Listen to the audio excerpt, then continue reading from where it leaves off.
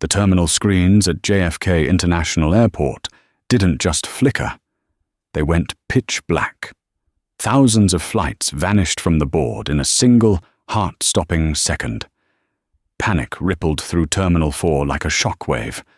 But nowhere was the chaos louder than at Gate B12. Just moments ago, a self-proclaimed VIP had smirked as he watched security drag a black couple out of first class, claiming they didn't belong in his seats.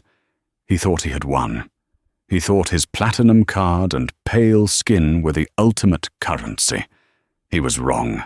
He didn't know that the man he had just humiliated didn't just buy a ticket. He had just bought the entire airline, and he was about to turn the lights out on everyone. The air inside the first-class cabin of Apex Horizon, Flight 404 smelled of expensive leather and chilled mimosa. It was a scent that Vincent feeling settled into with a deep, contented sigh. He adjusted the cuffs of his bespoke navy blazer, the fabric soft against his skin, and looked over at his wife, Nia. Nia was already reclining in seat 1B, her eyes closed, a small, serene smile playing on her lips. She looked radiant, her dark skin glowing under the warm cabin lights, her natural hair pulled back into an elegant puff. They had been working toward this moment for 5 years, 5 years of sleepless nights, missed holidays, and relentless grinding in the high-stakes world of logistics software. Today was the victory lap. They weren't just flying to Paris for a vacation, they were flying to sign the final papers that would make their company, Nexus Logic, a global household name. "Comfortable?" Vincent asked, his voice a low rumble. Nia opened one eye, her smile widening. "I could get used to this, Vincent. Legroom. Actual legroom. And did you see the way the stewardess took my coat? Like it was made of glass?" "It's cashmere, baby. It might as well be." Vincent chuckled, reaching across the center console to squeeze her hand. "You deserve it. We deserve it." They clinked their crystal flutes together, the sound sharp and clear in the hushed cabin. For a moment, everything was perfect. The hum of the auxiliary power unit was a distant drone, and the bustle of economy class, boarding behind the heavy curtain, felt like a world away. Vincent took a sip of his champagne, letting the bubbles fizz on his tongue. He checked his watch, a vintage timepiece that cost more than his first car. They were due for takeoff in 20 minutes. Then, the piece was shattered. "Excuse me. Excuse me." The voice was nasal, loud and dripping with an entitlement that cut through the calm atmosphere like a serrated knife. Vincent didn't turn immediately, assuming the disturbance was directed elsewhere. But then came the heavy thud of a designer carry-on bag hitting the floor right next to his seat. I said, "Excuse me, are you deaf?" Vincent slowly turned his head. Standing in the aisle, looming over them like a storm cloud in a tailored Italian suit, was a man who looked like he had been manufactured in a factory for corporate arrogance. He was tall, pale, with slicked-back blonde hair and a jawline that seemed permanently set in a sneer. He was wearing a suit that shouted money but whispered insecurity. This was Preston Hargrave. Vincent didn't know his name yet, but he knew the type. He had met 100 Prestons in boardrooms, men who thought the world was their personal country club. "Can I help you?" Vincent asked, keeping his voice even. Preston scoffed, a short, sharp sound of disbelief. He looked Vincent up and down, his eyes lingering on Vincent's sneakers. They were limited edition, rare collectibles, but to Preston they probably just looked like gym shoes. He then looked at Nia, his lip curling slightly. "You're in my seat," Preston declared, pointing a manicured finger at seat 1A. "And she," he gestured dismissively at Nia, "is in my associate's seat. 1A and 1B. Those are always my seats." Vincent glanced at the digital display on the armrest. It clearly read 1A. He pulled his boarding pass from his pocket and held it up, calm but firm. I think you're mistaken. Boarding passes say 1A and 1B. We reserved these months ago. Preston didn't even look at the ticket. He laughed, looking around the cabin as if inviting the other passengers to share in the joke. A few people looked up from their tablets, sensing the tension. Reserved? Buddy, I don't think you understand how this works, Preston said, leaning down, invading Vincent's personal space. His breath smelled of mints and aggression. I am an Apex Global Service key member. I fly this route 3 times a month. I don't reserve seats. I walk on, and my seat is waiting for me. There's been a glitch in the system. Obviously. There's no glitch, Naya said, her voice sharp. She had opened her eyes fully now, the relaxation gone, replaced by the steeliness that made her one of the toughest negotiators in the tech industry. We paid full fare. We're sitting here. Maybe check row 2. Preston's face flushed a deep, ugly shade of red. He wasn't used to being told no, and he certainly wasn't used to being told no by people who looked like Vincent and Nia. He straightened up and snapped his fingers loudly. Once, twice. Attendant! Attendant! Get over here! Now! A flight attendant hurried over from the galley. Her name tag read Brenda. She was middle-aged, with a tight smile that didn't reach her eyes, and hair sprayed into a helmet of blonde stiffness. She took one look at Preston, and her posture stiffened into subservience. Mr. Hargrave. So good to see you again, Brenda gushed, her voice dropping an octave into practiced sweetness. I didn't see you board. Is everything all right? Can I get you your usual scotch? No, Brenda, everything is not all right, Preston spat, gesturing wildly at Vincent and Nia. Why are there people in my seats? I specifically told the concierge desk to block 1A and 1B for me this morning. Brenda turned to Vincent and Nia. The sweetness vanished instantly. Her expression hardened, her eyes narrowing as she assessed them. It was a look Vincent knew well, the assessment of worth. She saw 2 black people in hoodies and sneakers, expensive, yes, but casual, sitting in the airline's most expensive real estate. She made a calculation in her head, and unfortunately for her, her math was driven by bias, not logic. Sir, ma'am, Brenda said, her tone clipped. May I see your boarding passes, please? We already showed him, Vincent said, keeping his cool, though a vein in his temple was starting to throb. But here, he handed them over. Brenda scanned them, frowning. She tapped her tablet, her brow furrowing deeper. Well, these appear to be valid tickets. Appear? Naya challenged. They are valid. We bought them. We checked in. We boarded. But, Brenda interrupted, turning back to Preston with an apologetic smile. Mr. Hargrave is one of our most valued flyers. He is a diamond-tier investor with the airline's holding partners. There seems to have been a double-booking error in the system. That sounds like a you problem, Vincent said, crossing his arms, not an us problem. We are seated. We aren't moving. Preston let out a dramatic sigh, checking his gold Rolex. Brenda, I have a meeting in Paris that determines the GDP of a small country. I need to work. I need space. I cannot be cramped in row 2, and I certainly cannot sit next to... He waved a hand vaguely at Vincent. Distractions? Brenda nodded sympathetically. She turned back to Vincent, her voice taking on that condescending tone adults use with toddlers. Sir, look, it's clearly a computer error. Mr. Hargrave flies this route weekly. We have a protocol for VIP priority. I'm going to have to ask you to vacate these seats. Vincent unbuckled his seatbelt, not to get up, but to lean forward. His presence was imposing. He was a big man, broad-shouldered, with a gaze that could stop a boardroom argument dead in its tracks. Vacate?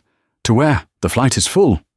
We can accommodate you in Economy Plus, Brenda offered, as if she were offering them a pot of gold. We will refund the difference in ticket price, of course, and offer you a voucher for a future flight. Economy? Nia laughed, a dry, humorless sound. We paid $10,000 for these seats, Brenda. We aren't going to economy. It's not a request, ma'am, Brenda said, her voice turning icy. It is airline policy. Priority goes to our status members in the event of an overbooking conflict. Mr. Hargrave has priority. I don't care if he's the King of England, Vincent said, his voice rising just enough to turn heads in the cabin. We paid. We sat. Possession is 9/10 of the law, isn't it? Preston leaned in, his face inches from Vincent's.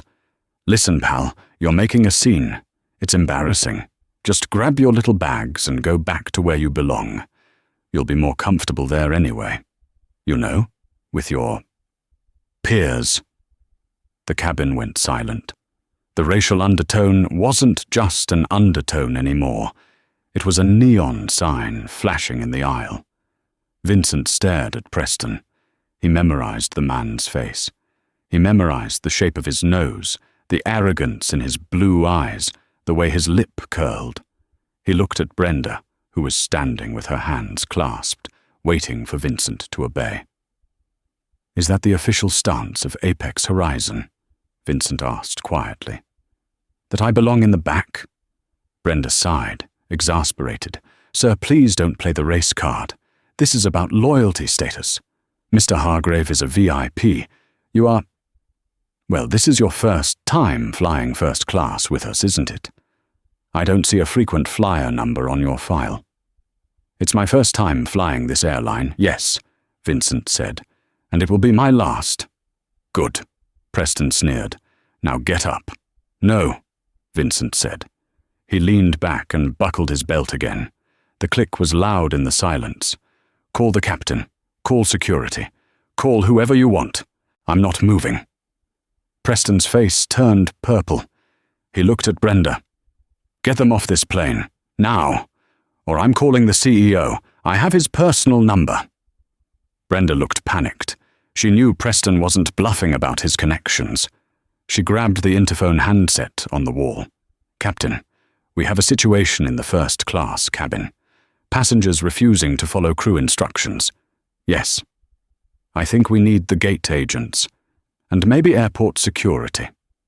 Nia reached over and took Vincent's hand. Her grip was tight, her nails digging into his palm. She wasn't scared. She was furious. Vincent, she whispered, don't let them do this.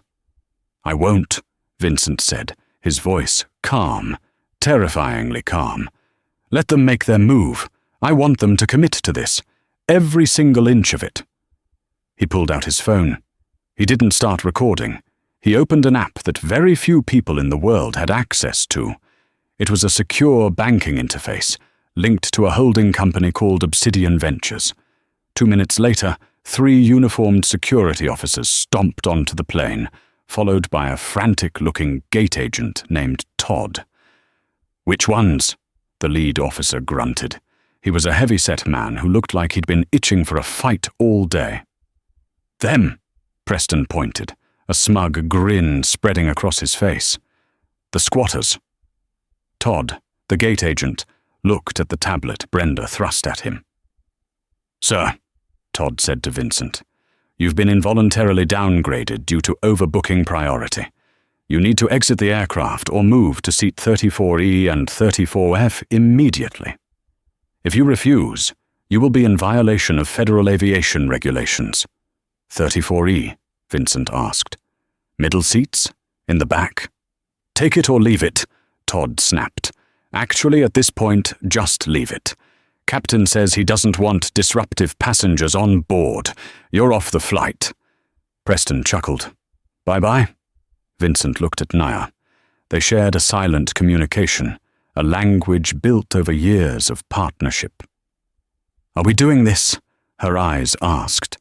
We are doing this, his eyes answered. Vincent stood up. He loomed over Preston, who flinched slightly before recovering his sneer. Vincent didn't say a word to him. He looked at Brenda. "You're making a mistake," Vincent said. "The only mistake," Brenda replied, checking her nails, "was letting you board in the first place." Vincent nodded slowly. "All right." "Nia, let's go." As they gathered their bags, the humiliation was palpable. The other passengers in first class watched, some with pity, some with relief that the delay was over, and a few with barely concealed smirks. Preston settled into seat 1A before Vincent had even fully cleared the aisle, stretching his legs out and kicking Vincent's discarded blanket aside. Finally, Preston sighed loudly. Some fresh air. Vincent paused at the curtain, separating first class from the rest of the plane. He turned back one last time. He wasn't looking at Preston. He was looking at the airline logo on the bulkhead wall. Apex Horizon. He tapped a final command into his phone and hit execute. "Enjoy your flight," Vincent said softly. "It's going to be a short one." The walk up the jet bridge felt like a mile-long trudge through quicksand. The air in the narrow tunnel was humid, smelling of jet fuel and damp carpet. Behind them, the heavy steel door of the aircraft slammed shut, a final metallic period at the end of a humiliating sentence. Officer Briggs, the heavy-set security guard, walked too close behind Vincent, his hand hovering near his belt as if Vincent were a violent criminal rather than a CEO who had just been robbed of a service he paid for. Todd, the gate agent, walked ahead, his posture radiating a nervous sort of triumph. He was typing furiously on his tablet, likely filing the incident report that would ban Vincent and Nia from the airline permanently. "Move it along," Briggs grunted when Vincent slowed down to ensure Nia was okay. Nia's face was composed, but Vincent could feel the tremors of rage radiating off her. She smoothed the front of her hoodie, her chin held high. She didn't look at the ground. She looked straight ahead at the terminal lights awaiting them. "I'm fine, Vincent," she said, her voice low and steady. "Just make sure they pay. All of them." "With interest," Vincent promised. They emerged into the bright, sterile light of Terminal 4. The gate area was packed. Hundreds of passengers waiting for other flights or delayed connections watched the spectacle.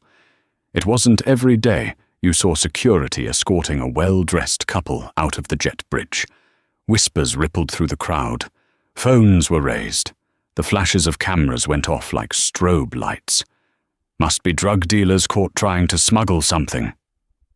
Probably got drunk and fought the crew. Look at them. They don't look like they belong in first class, anyway. The comments floated through the air, sharp little darts of prejudice.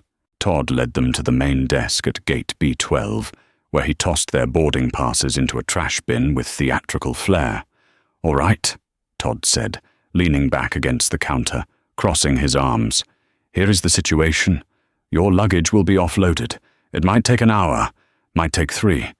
We don't prioritize bags for removed passengers.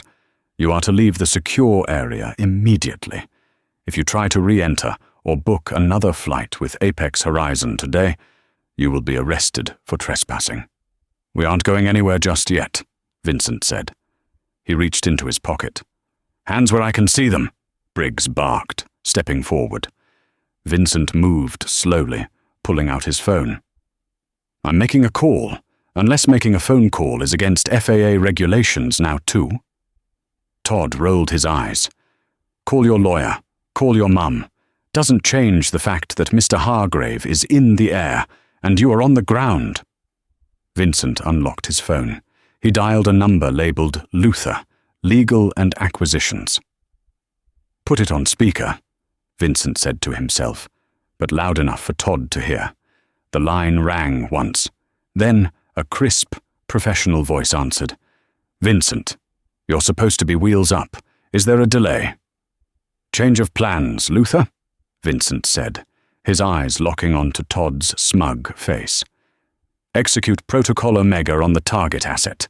Immediate effect." There was a pause on the other end of the line. A pause that held the weight of billions of dollars. "Omega? Vincent, are you sure? That's the nuclear option.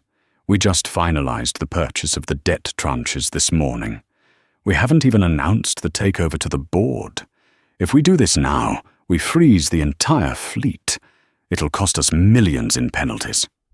"I don't care about the penalties," Vincent said, cold as ice. "They just kicked Naya and me off Flight 404 to make room for Preston Hargrave. They cited status priority. I want to show them what real status looks like." "Hargrave?" Luther's tone shifted from professional to lethal. "The hedge fund guy? The one who shorted our logistics stock last year?" "The very same." "Understood," Luther said. "Initiating asset freeze, revoking software licenses for the scheduling matrix, pulling the insurance underwriting effective. Now." Todd laughed. It was a loud, braying sound. "Buddy, who are you trying to impress? Protocol Omega? Asset freeze?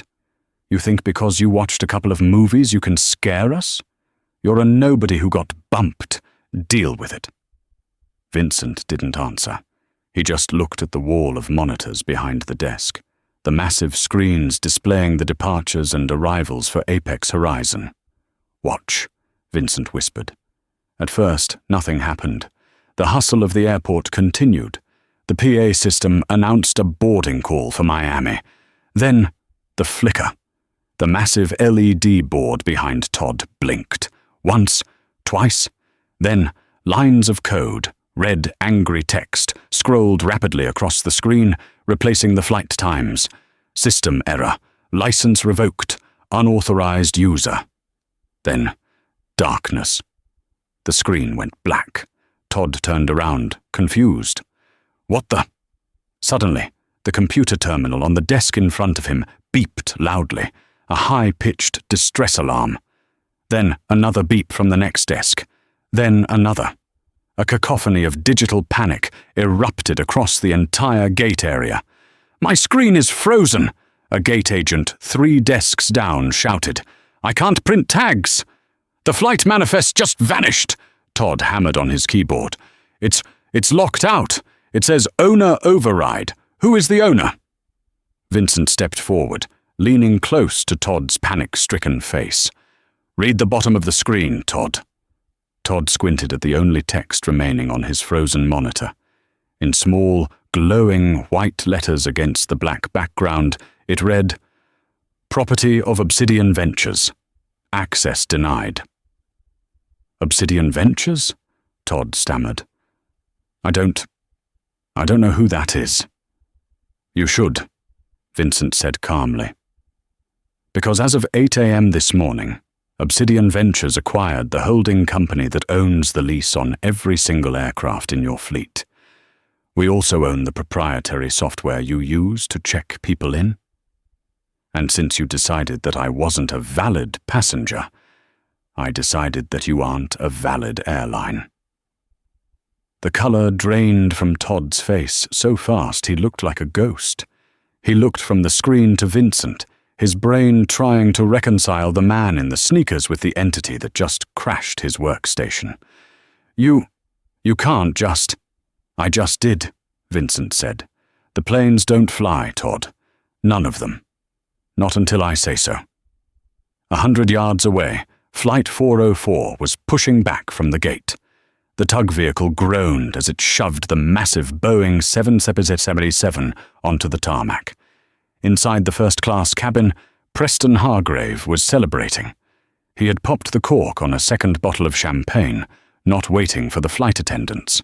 He had his shoes off, his feet clad in bright argyle socks, resting on the ottoman of seat 1A. "Now this," Preston announced to the cabin at large, "is civilization. No riffraff, just peace and quiet." Brenda, the flight attendant, was bustling about, trying to look busy but mostly just fawning over Preston.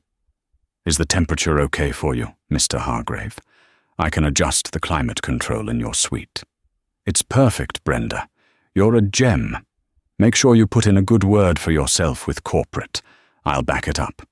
Oh, thank you, sir. Brenda beamed. She felt secure. She had protected the high-value client. She had done her job. The plane shuddered to a halt on the taxiway. The engines, which had been spooling up with a high-pitched whine, suddenly spooled down. The hum of the air conditioning cut out, replaced by a stifling silence. The ambient lighting in the cabin flickered and died, leaving only the harsh emergency floor strips glowing. What now? Preston groaned, sitting up. Don't tell me we have to de-ice. It's 70 degrees outside. I'm sure it's just a momentary power cycle, Brenda said nervously. She picked up the interphone to call the cockpit. Captain? Everything okay back here? There was no answer. Just static. Captain? Suddenly the PA system crackled to life, but it wasn't the smooth, confident voice of Captain Anderson. It was a voice filled with confusion and mild panic. Ladies and gentlemen, this is the flight deck. We seem to be experiencing a total failure of our flight management computer. The screens have just gone blank. We also just received a message from air traffic control. Apparently our flight plan has been revoked. A murmur of unease swept through the cabin. We are unable to restart the engines at this time, the pilot continued. We are going to have to be towed back to the gate. Please remain seated. Towed back?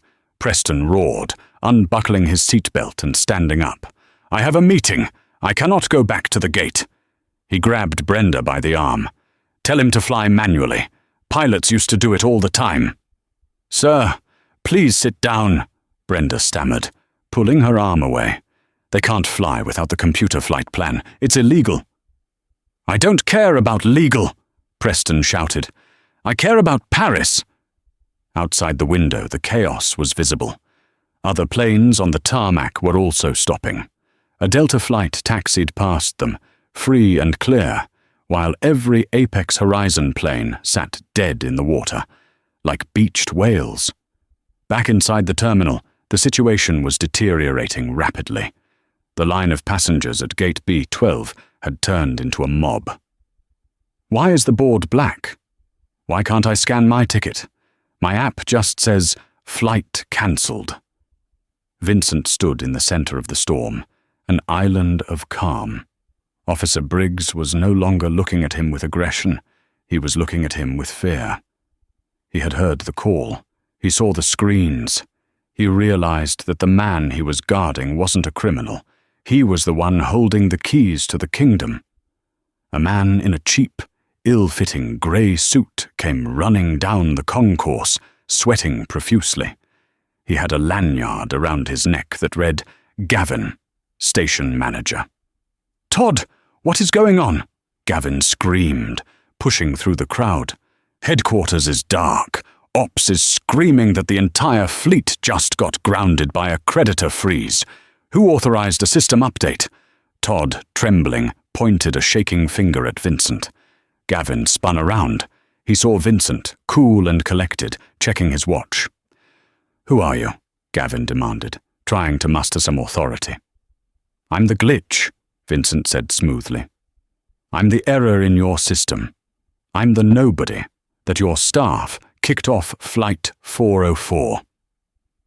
Gavin looked at Todd, then at Brenda, who was visible through the window of the jet bridge door, banging on the glass because the electronic lock to the terminal had also failed.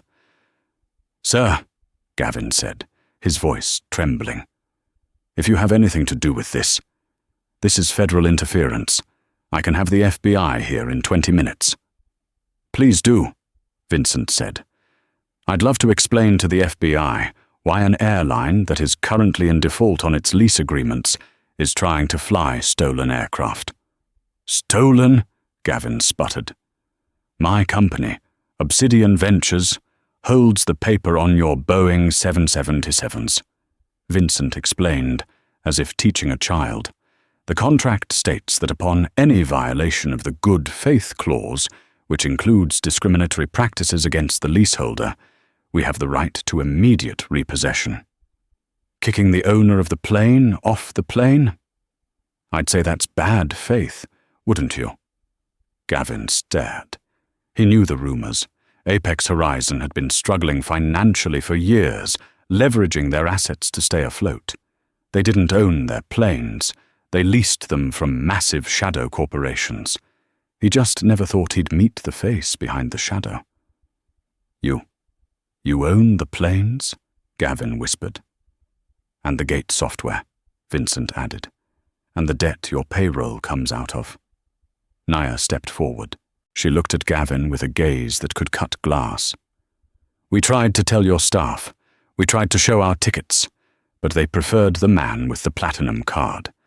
So, we decided to check the validity of that platinum card against our ownership deed. Guess who won? Gavin wiped sweat from his forehead. He realized the magnitude of the screw-up. This wasn't just a customer service complaint. This was an extinction-level event for the airline. What do you want?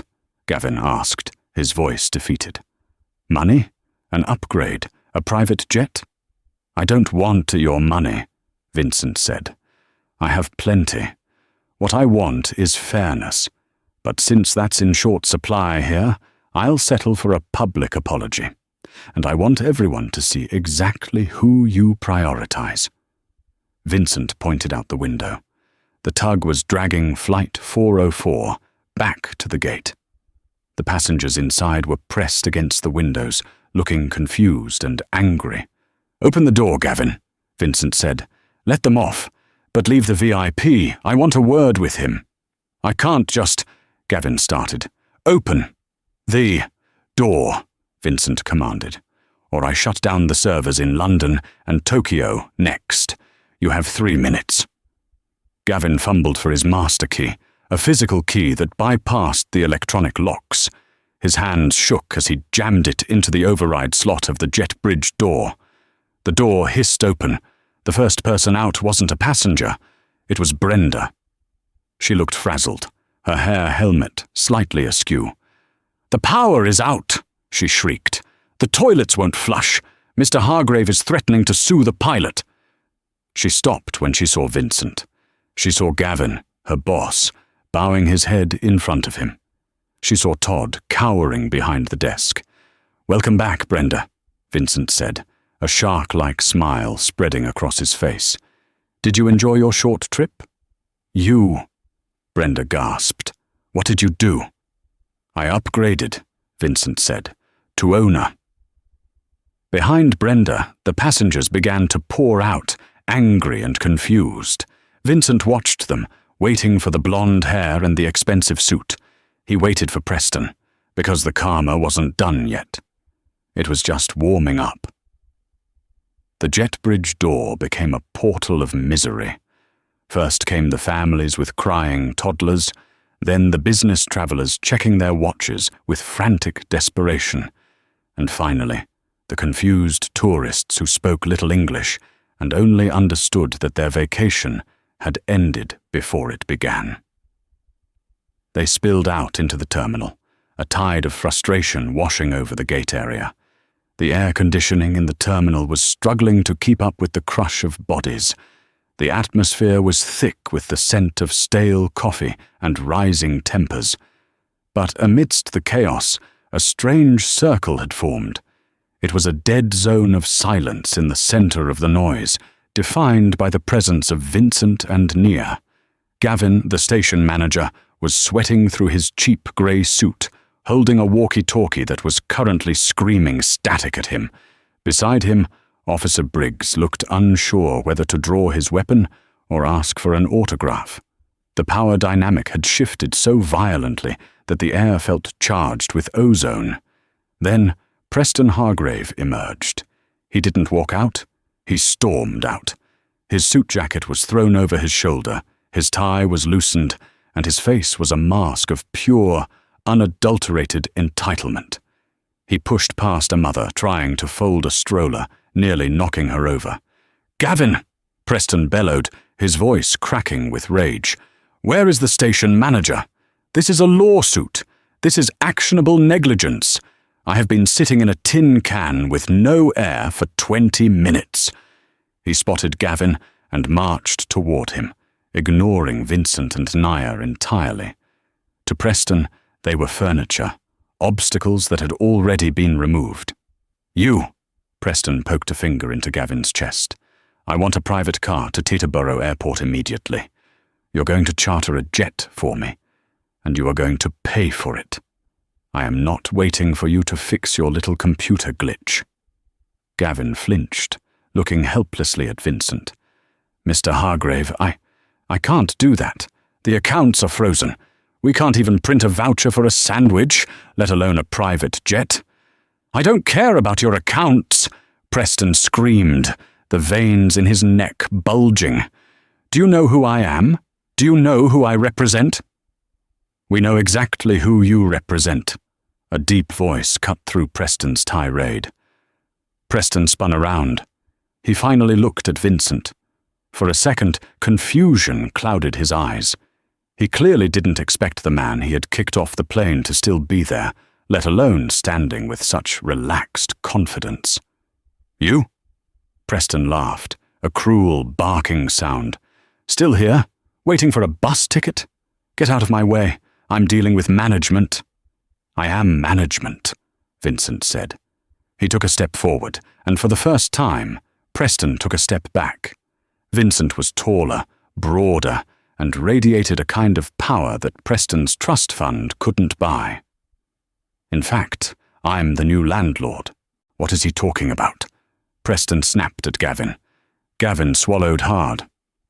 "Mr. Hargrave, this gentleman, his company owns the aircraft, and the debt structure of the airline. He initiated the ground stop." Preston blinked. His brain tried to process the information, but his ego rejected it. "Him? Don't be ridiculous. Look at him." He gestured vaguely at Vincent's hoodie and sneakers. "He's a rapper or an athlete or something. He doesn't own airlines." Nia stepped up beside Vincent. She held her phone up, the camera lens pointed directly at Preston's face. "Say that again," she dared him. "Please, say that again for the live stream. Look at him. Tell the world what you see, Preston." Preston sneered at the phone. "Put that away.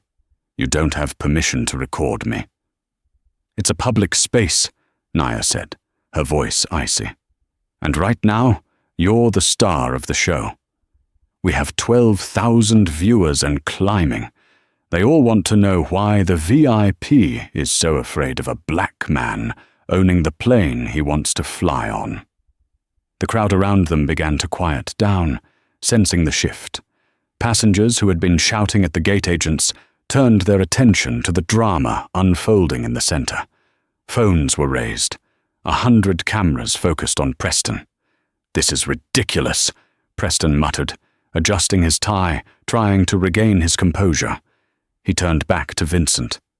"Look, pal, I don't know what kind of game you're playing, or who you bribed to hack the system, but you're out of your depth.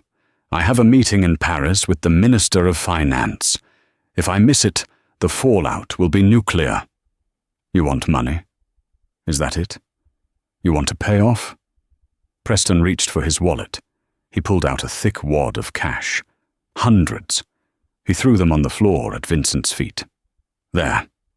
That's probably more than you make in a month. Take it. Unlock the plane. And get out of my sight." The silence in the terminal was deafening. The bills lay on the dirty carpet, green and crisp. Vincent looked at the money. Then he looked at Preston. He didn't get angry. He smiled. It was a smile that didn't reach his eyes. "Pick it up," Vincent said softly. "Excuse me?" "Pick it up," Vincent repeated, his voice dropping an octave, rumbling like an approaching earthquake. "I don't need your pocket change, Preston. I spent more than that on the legal fees to draft the acquisition contract this morning." Vincent turned to the massive screen behind the desk, the one still displaying the Obsidian Ventures logo. He tapped his phone. The screen changed. It now displayed a document. Apex Horizon Passenger Manifest. Priority Override Log. You see that? Vincent pointed to the screen. That's the digital log of what happened 40 minutes ago. It shows that Seat 1A was paid for by Vincent and Nia King, full fare. Then it shows an override code entered by G Agent Todd, authorized by Supervisor Brenda. The reason code listed? Vincent zoomed in on the text. The crowd gasped. Reason: HVC, high-value client. Preference: displacement of non-core demographic. Non-core demographic, Nia repeated, her voice ringing out. That's fancy corporate speak for, we don't want you here. The crowd erupted. The passengers, tired and frustrated, finally had a target for their anger. It wasn't the glitch. It was Preston. It was the system that protected him. You kicked them off for him? A woman in the crowd shouted. We are stuck here because you wanted to give him a seat? Refund our tickets. Shame on Apex. Preston looked around, his face paling.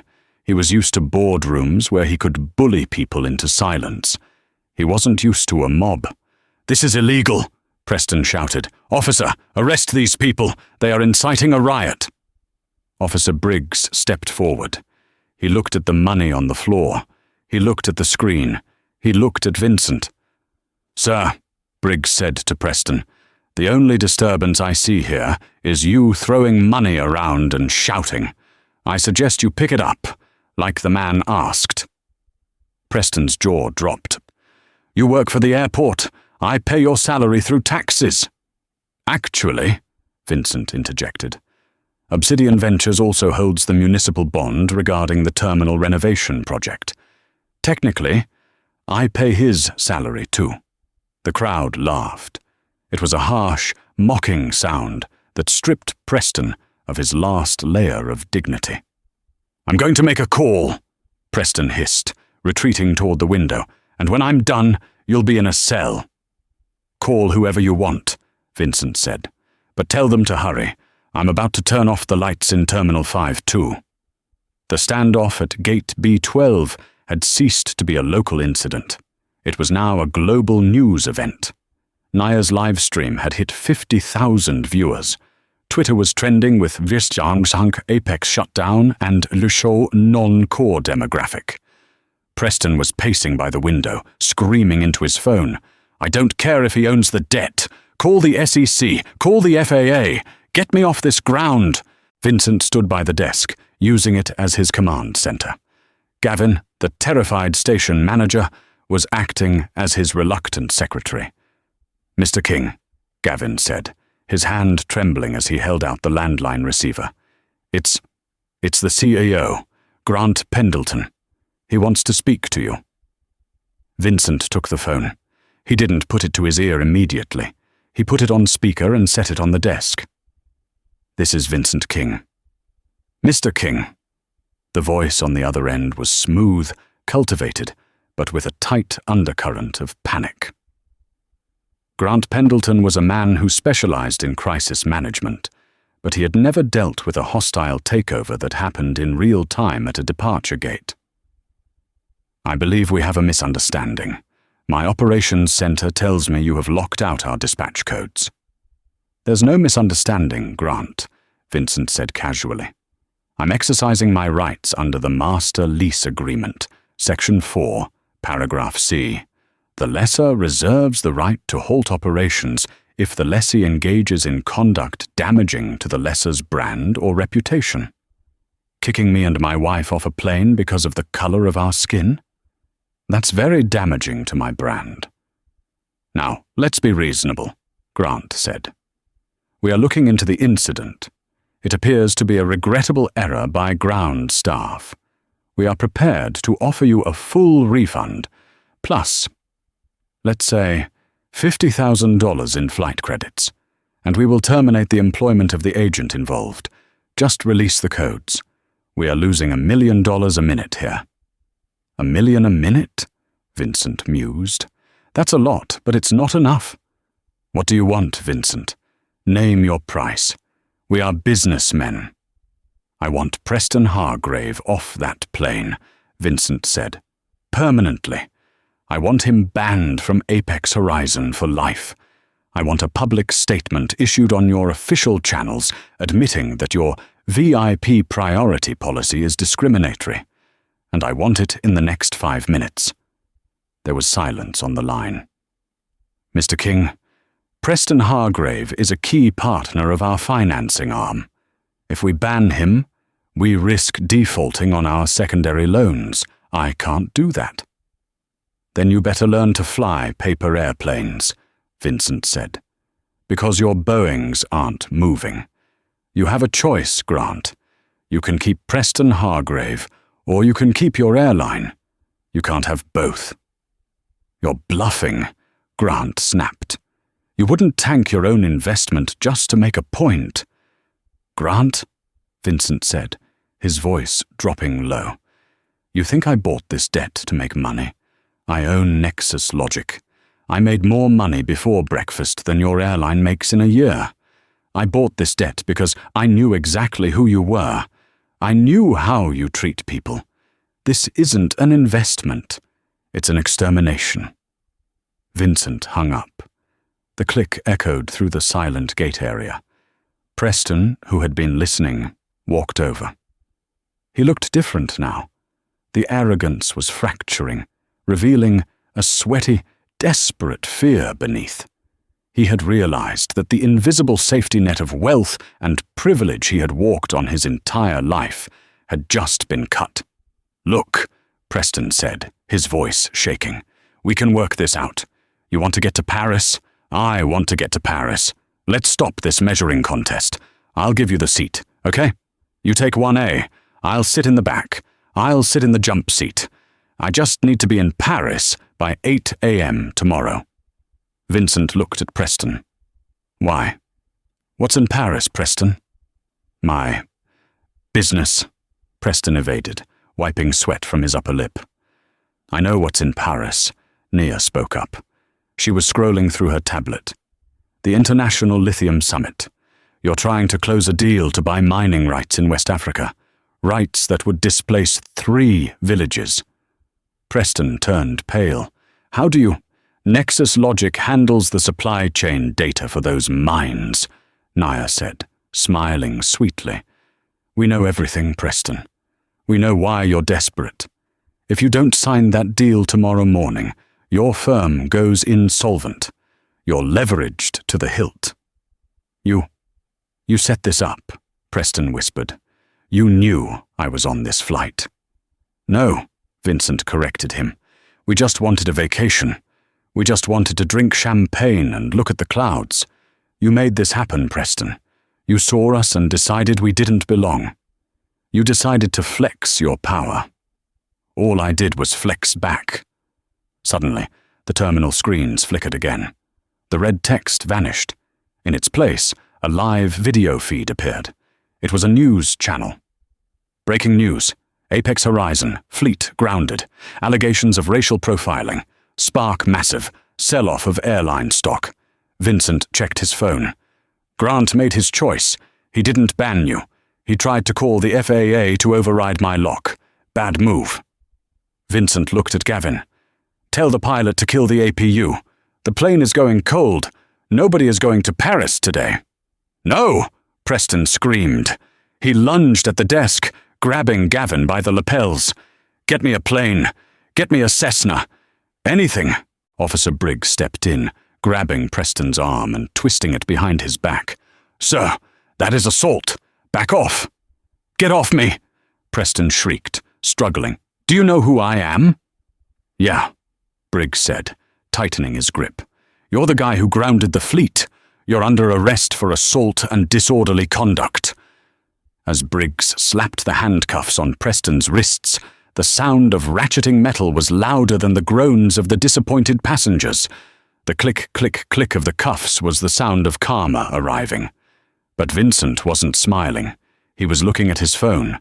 The stock price of Apex Horizon was in free fall. It had dropped 40% in 10 minutes. "It's not over," Vincent said to Nia. Grant is going to fight dirty now. He's going to try to spin this. He's going to say we're cyber terrorists. Nia nodded. Let him try. We have the receipts, and we have the audience. She turned the camera back to herself. Hey everyone. Update. The police just arrested the VIP, but the airline CEO refuses to admit fault. So, we're going to stay right here. We're going to occupy Gate B12 until we get justice. Who's with us? A cheer went up from the crowd. Not just the people from Flight 404, but passengers from other gates who had wandered over to watch the show. Vincent looked at Preston being dragged away, kicking and screaming, his expensive Italian loafers scuffing against the linoleum. It was a satisfying sight, but Vincent knew the real villain wasn't the man in the handcuffs. It was the man in the corner office who had enabled him. Ready for round 2? Vincent asked Nia. Always, she said, kissing his cheek. I'll order pizza for the passengers. If we're going to have a sit-in, we might as well be well fed. Vincent tapped his phone. He dialed Luther again.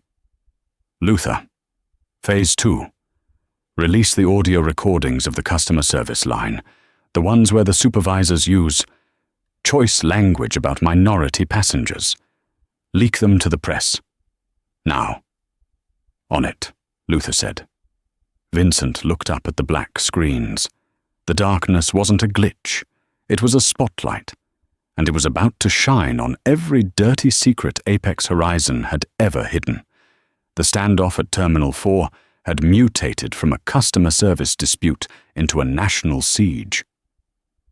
Vincent and Nor sat on the edge of the check-in desk, the eye of a hurricane that was spinning out of control.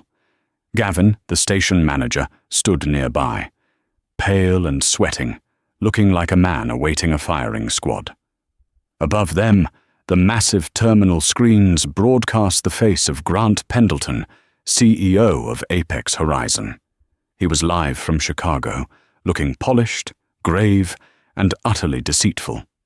We are facing a sophisticated cyber attack, Grant told the CNN anchor, his voice thick with fabricated concern. A radical group has seized control of our dispatch systems in New York. They are effectively holding our passengers hostage.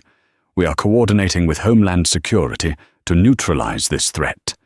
We do not negotiate with criminals. A ripple of fear went through the crowd. Terrorists? A woman whispered, pulling her child closer. Grant was raising the stakes, gambling that fear would override the truth. He's doubling down, Nia observed, her eyes narrowing at the screen. He wants the feds to kick down the doors before anyone asks why we were kicked off the plane. Vincent shook his head, his expression grim but calm. Grant thinks he's playing poker, but he doesn't realize he's betting with chips he doesn't have. He lifted his phone to his ear. Luther, it's time. Drop the nuclear option. The audio files? Luther asked. All of them, Vincent commanded.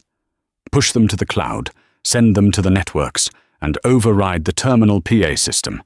I want his own employees to hear exactly what he thinks of them. Done. A second later, the ambient jazz music in the terminal died with a sharp screech of feedback. The silence that followed was heavy, filled with the tension of 1,000 held breaths. Then, a voice boomed over the loudspeakers. It was unmistakably Grant Pendleton, clear as a bell, recorded during a private executive strategy call. I don't care about the discrimination lawsuits, Frank. Just pay the fines. If a Platinum Key member wants a seat, they get the seat. I don't care if you have to drag a nun out of first class. Our target demographic is wealthy, white, and established. That's who keeps the lights on. If the urban crowd complains, toss them a $10 food voucher. They never have the money to fight us in court anyway. The shock in the terminal was physical. People gasped, their eyes darting from the speakers to the screens where Grant was still pontificating about safety. But the recording wasn't done. A second voice cut in, shrill and mocking. It was Brenda. God, I hate it when they board early. They bring all that cheap luggage and look at you like they deserve to be there. I had to kick 2 of them off today for Mr. Hargrave. It was the highlight of my morning. I told them it was a system glitch. They bought it. Works every time. Brenda, standing near the jet bridge door, went deathly pale. She backed away, but there was nowhere to hide. The passengers turned on her in unison, a wall of disgust. "You said that?" A passenger in the front row shouted, stepping forward. "You kicked them off for fun?" "No, it's AI. It's fake," Brenda shrieked, her hands trembling.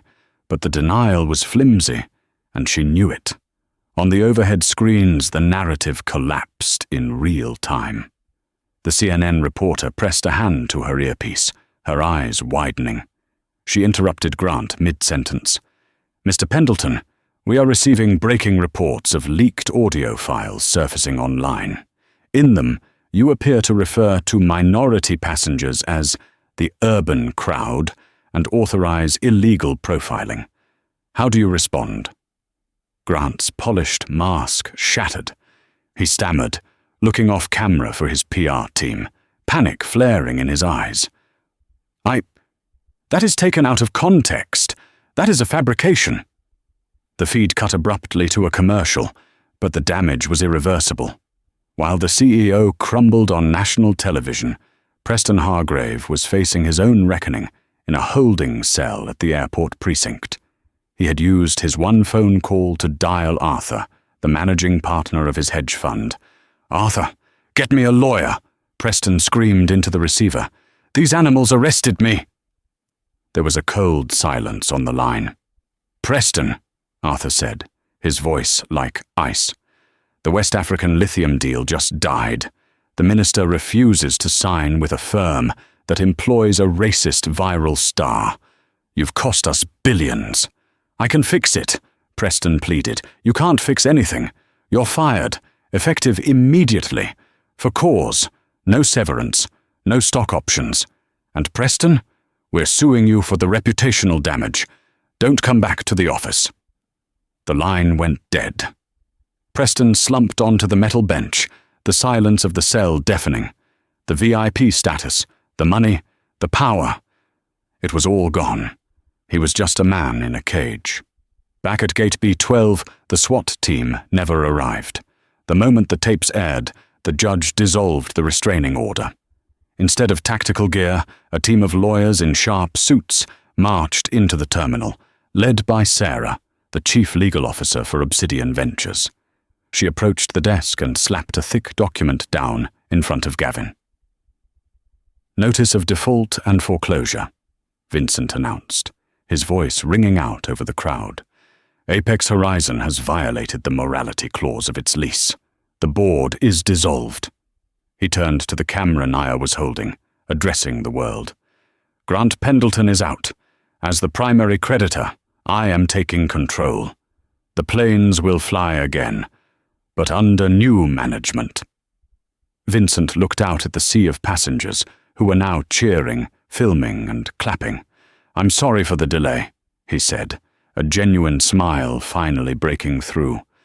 "Sometimes you have to tear the house down to get the rot out of the foundation."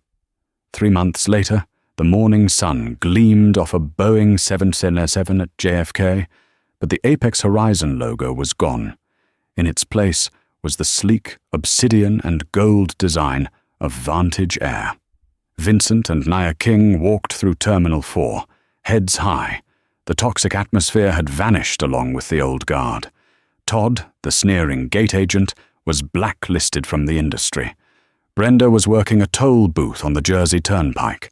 And Preston Hargrave, the VIP, was currently serving a 6-month sentence for assaulting a police officer, his reputation incinerated and his fortune lost to bankruptcy.